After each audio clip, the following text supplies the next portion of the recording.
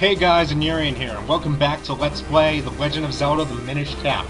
In the last episode, we fought our way through Mount Krennel, failing the entire way there, and eventually found out from Malari that the next essence is hidden in this mine right behind us.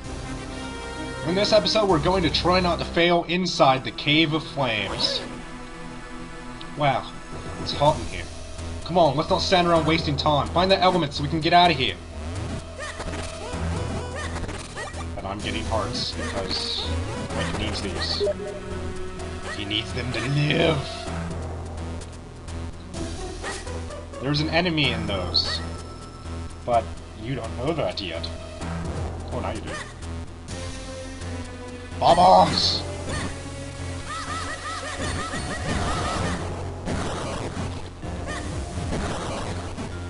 I don't want to bother wasting a bomb if I don't have to. Yep. There are bob-ombs in this game. The Mario enemies. Bombs. Bombs?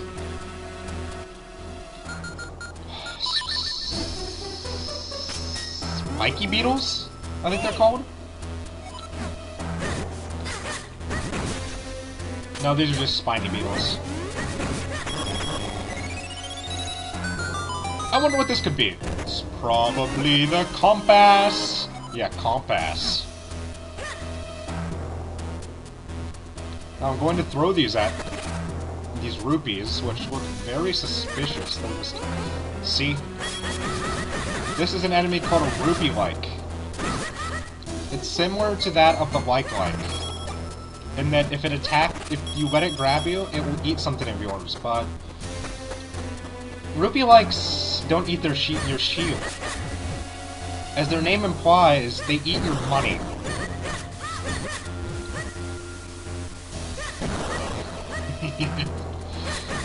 One of the coolest parts of this entire game is coming up. Right here.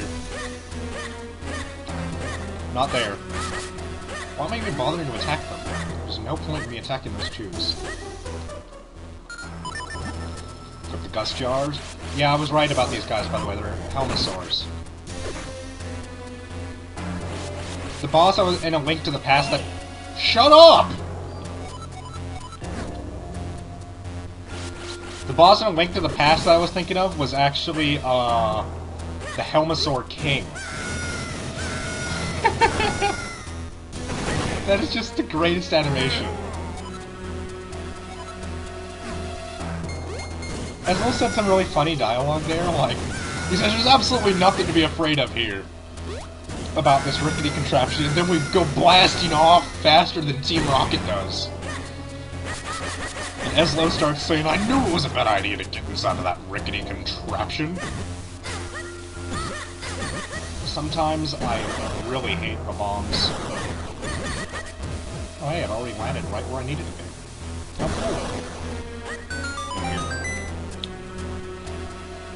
cool. More Helmosaurs.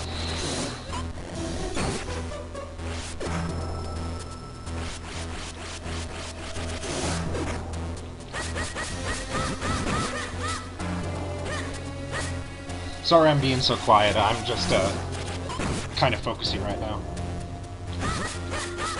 Die! Monster. This is our first instance of becoming a Minish inside of a dungeon. Goes out the same animation as rocks, in case you were wondering.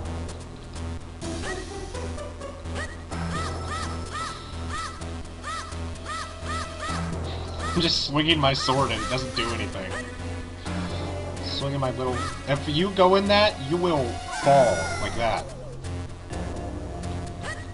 Minish Link cannot go into holes like that. You can go into holes like this, though. Main form of transportation in Hyrule, go!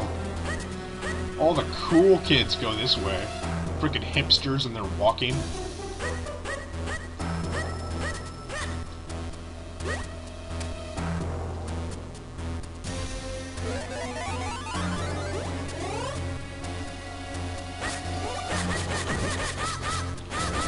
Die! I've had enough of you! Die, monster! You don't belong in this world! You got a kinstone piece. Oh my, it looks really, really hot in that level. Trust me, falling into that would be a bad idea. I'm sure you agree. Rickety, rickety, rickety, rickety, rickety. And for some reason, this lava behaves like grass that can hurt you. You can cut it. Occasionally, you even find items inside of the fire. These guys turn into balls that you can throw into places. There's only enough of them to fill up every important hole in here, so make sure you don't push one in the hole down there.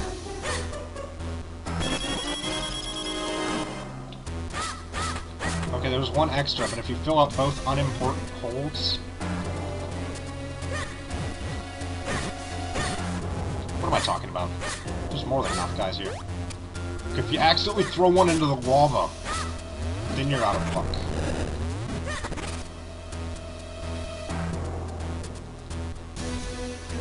That chest is irritating.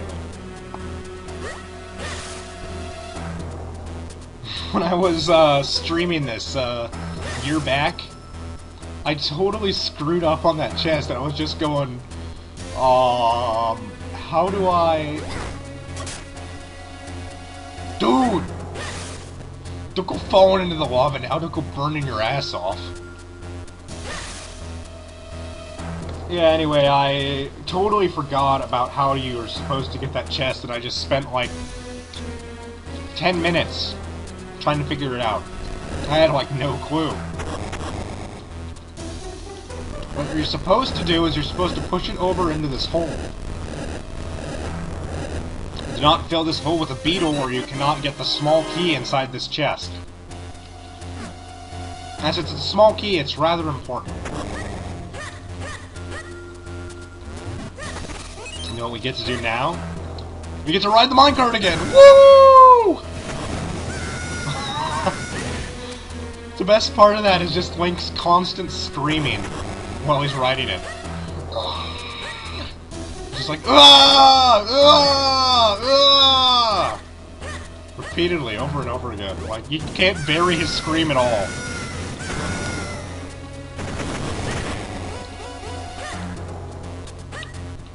You have to go around to get that heart piece. It's rather irritating. Stupid spinies. Why are you attacking me like that? What does this look like? Paper Mario? See, for some reason this minecart's flipped upside down and we can't use it. What a conundrum. How could we possibly flip over a minecart with our puny little Link arms? I mean, we're so weak and pathetic. How could we ever do something like that? Sure, we can lift pots that are the size of our bodies above our heads, no problem. But we can't flip over a minecart. No way. That just doesn't work. You got a piece of heart. You now have 2 pieces. Click 2 more to increase your life energy. I'm gonna bother picking up the pot this time. And down here we've got possibly the most irritating mini-boss in the entire game.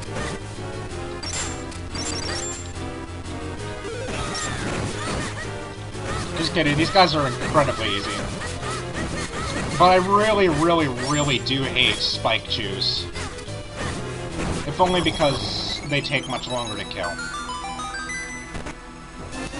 You got the Cane of Posse! This mystical rod has the power to flip things over. Use it to charge energy in holes and then flip up out of it. They're not kidding when it has the power to flip things over. That is all this magical staff does. It doesn't summon giant blocks or anything of the sort, it just flips things over. You can also, like Ezlo just said, you can also fire it into a hole and then get in it, and it'll flip you over repeatedly so fast that you actually fly up into the air. Now we can flip this minecart over and go screaming again! Woo!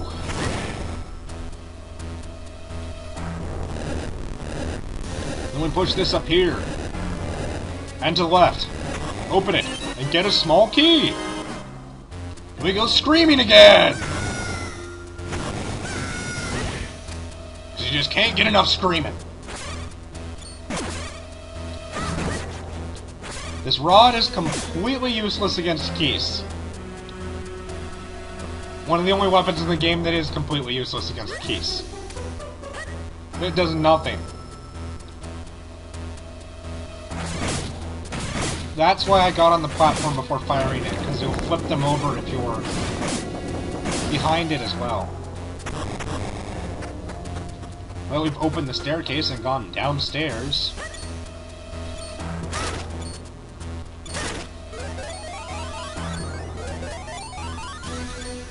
Oh, right. I need to go Minish. Duh. Alright, you can't walk over that, so if I had left that flipped, it would have screwed me completely. Dink. Blade traps. Very traditional in Capcom Zelda games, but the only Nintendo Zelda game that blade traps have been seen in are, I believe, the original Legend of Zelda and Ocarina of Time. Now, I haven't really played Zelda 2 all that much. They might be in there, and they might have been in Link to the Past, but I really don't think they show up very much in Nintendo-made Zelda games. This is possibly the simplest puzzle in the entire game. I'm kidding, of course. All these puzzles are actually really easy. You just fill it with balls. That's all you gotta do. Just fill this thing with balls. Then push this over here. Yeah, because without any electrical connections or anything, pushing a switch into a hole completely and totally makes it possible for it to work. Completely and totally possible. I gotta check how much time we're running on for a second here. Alright. Got my timer up on screen now. We're at 12 minutes right now. And we're just gonna keep moving on. Don't hear any strange crunchy noises. I'm eating popcorn.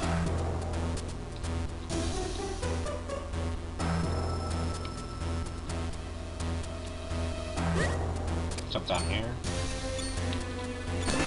Press R, which is walk back over the scraped hole in the ground. Fill this with the cane of posse, jump up. Grab the kidstone piece in here. Kill geese! This room. This room is annoying. Seriously annoying.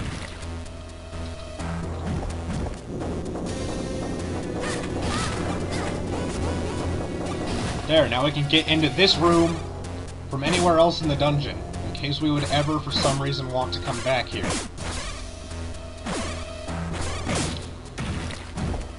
I just completely screwed myself over with that. I gotta jump off and wait again.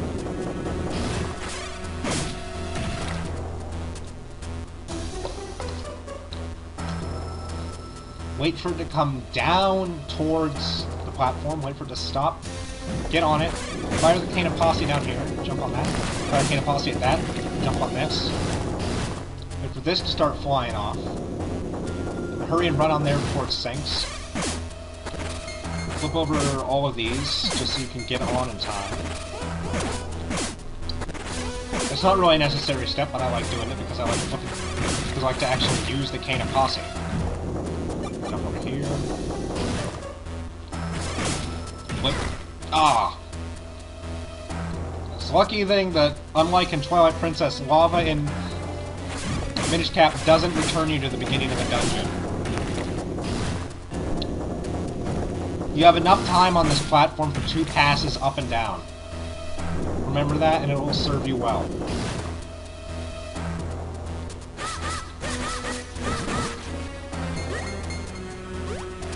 First, we go back this way, I believe. I might be completely wrong about this, but I think we need what's in this chest. No, it's just a kinstone piece. That was a colossal waste of my time, and your time.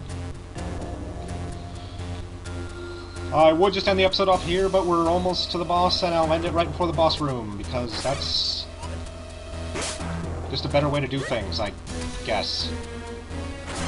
Shoot the cane of posse into this hole, jump up here, catch the wind, and ride on your bird hat parachute thing! Whatever Ezlo happens to be. That is explained later, by the way, just to let you know. Ezlo's not just some random hat. You hadn't figured that out already. Perspective is a really funky thing in top-down Zelda games. Just like in Pokemon. Those big cliffs you see in Pokemon are actually pretty big jumps. The ones you jump down to return from place to place to place to place are not actually tiny.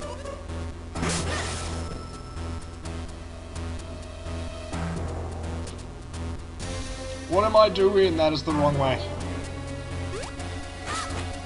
Cut fire because it's awesome. What are you doing, man? Actually use the cane on the hole.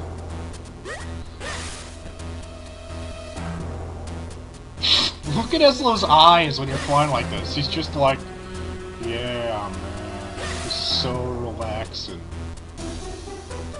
There's a treasure chest here. I must open it. You've got a kinstone piece. These mystical pieces are said to bring great happiness. I wonder if I'm going to actually constantly repeat that every time they say it. Now we float over here. Float up here. And grab the big key. Use it to open big doors.